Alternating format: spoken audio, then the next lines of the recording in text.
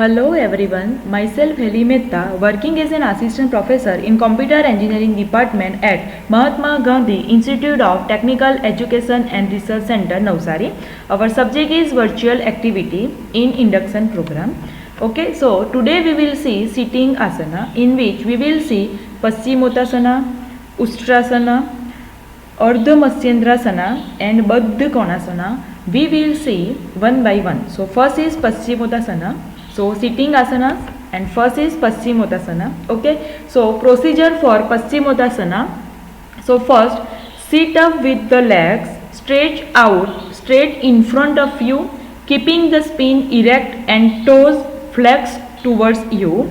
Breathing in, raise both arms above your head and stretch up. Okay, so this is the first step. Okay, this is the first step.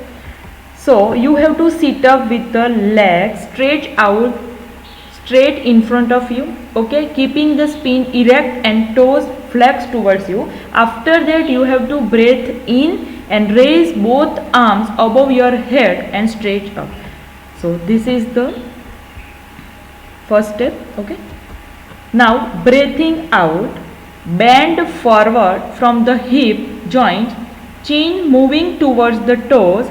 Keep the spine erect, focusing on moving forwards towards the toes rather than down towards the knee. Okay, so you have to bend like this. So place your hands on your legs wherever they reach without forcing. If you can, take hold of your toes and pull on them to help you go forward. Breathing in, lift your head slightly and lengthen your spine. Breathing out, gently move the navel towards the knee. Repeat this movement 2 or 3 times. Okay, so you have to bend like this, and after that you have to place your hands on your legs like this. Okay, wherever they reach without forcing. If you can, take hold of your toes and pull on them to help you go forward. Okay, so you have to bend like this and put your hands like this. Okay, after that breathe in, lift your head slightly and lengthen your spine. Okay, so after that you have to do like this. Okay, lift your head slightly and lengthen your spine. Breathing out, gently move the navel towards the knee, and you have to repeat this moment 2 or 3 times. Okay, after that drop your head down and breathe deeply for 20 to 60 seconds. Okay, so after that you have to drop your head down and you have to breathe deeply 20 to 60 seconds. Okay, stretch the arms out in front of you. Okay, breathing in with the strength of your arms, come back up to the sitting positions. Breathe out and lower the arms. Okay, so this is the step 1, step 2 and step 3. After that you have to follow the reverse procedure, step 2 to step 3 to step 2, and you have to come back to original position. So this is the Paschimottanasana. Now benefits of Paschimottanasana: it stretches the lower back, hamstring and hips. It massages and tones the abdominal and pelvic organs. It tones the shoulders. Okay, so it is the very good asana for our back, hips, hamstrings and shoulders. Okay, and it massages and tones the abdominal and pelvic organs. Now contraindications and cautions. Okay, so back injury: approach the deep forward fold with caution. Sit up high on a folded blanket and keep the torso relatively upright, and or practice this pose with the bent knee. Okay, so who have a back injury, they have to follow these steps. Okay, disc injury, avoid the pose. Tight hamstrings. Okay, sit on a folded blanket and use the strap around the feet. And in pregnancy, feet hip width or wider apart, use the strap around the feet. Okay, these cautions you have to take care in these situations. Okay, so this is the Paschimottanasana, and Paschimottanasana is the best for back problem, hip and shoulders. Okay, it tones our shoulders, it massage and tones the abdominals and pelvic organs. Okay, and it stretches our lower back, okay, and hips. Okay, so this is the Paschimottanasana. Now second is Ustrasana. Okay, so procedure for Ustrasana: sit on the floor, stretching your leg and keeping your spine erect, keeping palms on the ground side by the buttocks. Okay, so you have to sit like this, first step.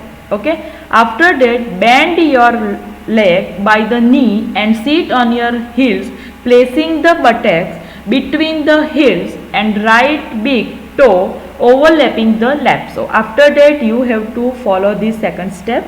You have to first sit like this, and after that you have to make the position like this. Okay, next, knee on floor, keeping your knee in a line with the shoulders and sole of the feet facing the ceiling. Okay, so after that you have to make the positions. Okay, you have to knee on floor, keeping your knees in a line, okay, like this, with the shoulders and sole of the feet facing the ceiling. So you have to make these positions. Okay, after that keep your hands on the thighs. Okay, so inhale and arch your back and place your palms on the heels of the feet. Okay, so inhale and arch your back.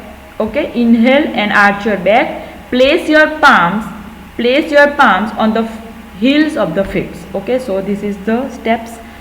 Keep your arms straight. You have to keep your arms straight like this. Do not strain your neck, keep it neutral, let your neck be free. So you have to make your neck free. Okay, stay in this final position for couple of breaths or as much longer as you can. So you have to stay in this position as much longer as you can. Okay, breathe out and slowly come to the normal position, withdrawing your hands from the feet. So after stay in this position, you have to breathe out and slowly come to the normal position in the reverse order. Okay, so this is the Ustrasana. See the diagram. So benefits of Ustrasana, that is Ustrasana stretches and anterior muscles of the body. Okay, so it stretches our muscles of the body, improve flexibility of spine and strengthen it. Okay, camel pose improves digestion. It is also known as a camel pose. Okay, it improves our digestion system, gives relaxation to the lower back. Okay, so it gives the relaxation to lower back, and useful as an initial practice for a back bend. Okay, so this Ustrasana asana is a very important for digestion system. It strengthens our spine. Okay, and it stretches our muscles of the body. So contraindications and cautions. These are a few points of cautions you must keep in the mind before you do these asanas. This asana must be practiced under the supervision of a certified yoga instructor. Okay, so you have to do this asana under the supervision of certified yoga teacher or instructor, since it is an advanced pose. One wrong stretch could harm you greatly. Okay, if you do one wrong stretch, it will harm you. Okay, these asanas must be practiced only after you have been doing yoga regularly for a few months. It is not for a beginners. Okay, so next, people suffering from several back and neck injury, high or low blood pressure, migraine or other several headaches should perform this asana. So this asana is based for the back problem, neck injury problem. Okay, and high and low blood pressure patients, migraine patients, okay, they should do this asana under the guidance of yoga therapist or experts, else better to avoid these practices. So this is the Ustrasana. Now next is the Ardha Matsyendrasana. Okay, so procedure for this: kneel down with your legs together, resting on your heels. So you have to sit like this first. Okay, after that then sit to the right of your feet as illustrated below. Okay, so you have to follow this step too. Okay, lift your left leg. So this is your left leg over your right leg. Okay, so lift your left leg over your right leg, placing the foot against the outside of the right knee. Bring your right heel in close to your buttocks. Keep the spine erect. Okay, so you have to follow this step. And third step, straighten your arms out to the side, okay, at shoulders level, and twist around to the left. After that you have to twist around the left. Now bring the right arms down on the outside of the left knee and hold the left foot in the right hand, placing your left hand on the floor behind you. Exhaling, twist as far as possible to the left. Look over the left shoulder. So after that you have to follow the step number 4 and step number 5. Okay, so this asana is performed left side also, okay, and right side also. So see the diagrams. Okay, so you have to follow these all steps. This is the Ardha Matsyendrasana. So benefits of Ardha Matsyendrasana: it increase hips and spine flexibility, remove the waist and improve digestion, stimulates heart, kidney, liver, spleen and lungs. Okay, relieve fatigue, it is a tiredness, sciatica, backache and menstrual discomfort, clean the internal organs, release acid, toxins and heat from tissue and organs. It energizes and stretches the backbones. Okay, so this asana is improve the hip and spine flexibility. It remove the waist and improve our digestion system. It is very good for heart, kidney, liver, lungs, etc. Okay, it relieve from sciatica, menstrual discomfort. Okay, so it is very useful, Ardha Matsyendrasana. Now contraindications and cautions: should be avoided during pregnancy and menstruation due to the strong twist in the abdomen. People with heart, abdominal or brain surgeries should not practice this asana. Care should be taken for those with peptic ulcer or hernia. Okay, so the who are the patient of ulcer or hernia, they should avoid this asana. Okay, so this is the contraindications and cautions for Ardha Matsyendrasana.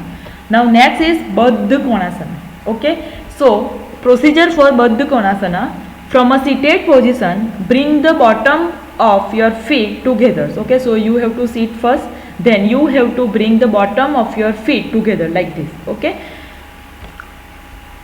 together with our knee bent out to the sides. Interlace your fingers around your toes. After that you have to interlace your fingers around the toes. Inhale and press your hips down and reach the crown of your head up towards the sky. Drop your shoulders away from your shoulders and press your chest forwards. Press your knee down towards the ground to open your hips. Okay, so you have to make position like this of leg. Okay, keeping your back flat. You have to keep your back flat. Okay, chest open and exhale and gently pull your toes forwards. Okay, so breathe and hold for 4 to 8 breaths. Okay, so you have to follow this procedure. You have to first seated. Okay, after that bring the bottom of your feet together with the knee. Okay, and then interlace your fingers around the toes. Okay, after that inhale and press your hips down and reach the crown of your head up towards the sky. Drop your shoulders away from your shoulders. Press your chest forward. Press your knee down towards the ground to open your hips. You have to keep your back flat and chest open. Exhale and gently pull your torso forwards. Okay, now you have to take the breath and hold for the 4 to 8 breaths. Okay, so this is the procedure for Baddha Konasana. Now benefit for Baddha Konasana: it is a strong groin and hip opener and one of the few asanas that can be practiced comfortably soon after eating, as long as the head is not rested on the floor. Okay, so the asana is specially recommended for those suffering from urinary disorders. The pelvis, the abdomen and the back are stimulated by a plentiful blood supplies. Okay, so this asana is very useful for urinary disorders patient. It relieves sciatica pain and prevents hernia. If practiced regularly, it relieves pain and heaviness in the testicles. Okay, so for women coupled with Sarvangasana, it checks irregular menses and helps the ovaries to function properly. It is very good asana for women. Regular practice of this asana may be beneficial for the lumbar region, flat feet, high blood pressure, infertility and asthma. Okay, so this asana is very useful to relieve the sciatica pain. Okay, it prevents from the hernia. It very useful for blood supply. Okay, and this regulates the blood pressure. Okay, and very good for asthma patients. So this is the benefits of Baddha Konasana. So contraindications and cautions. While doing the asana, take care that this asana should be avoided in the case of groin and knee injury. If you have a groin and knee injury, you should avoid this asana. Be careful while bending if you suffer from a high blood pressure or any cardiac problem. So if you have any cardiac problem and high blood pressure, avoid this. Be slow and careful while doing the asana, as in almost all the yoga asana, as being quick is not what is called for in any yogic asanas. Okay, so you have to be slow and be careful. Baddha Konasana should be avoided by ladies if menstruating or should be performed under guidance of yoga expert during those days. Okay, so this is the contraindications and caution that you have to take care very carefully. You have to do the asana, you have to be very slow, and this is avoided by the ladies in the menstruation or should be performed under the guidance of the yoga expert. Okay, so this is the Baddha Konasana. Thank you.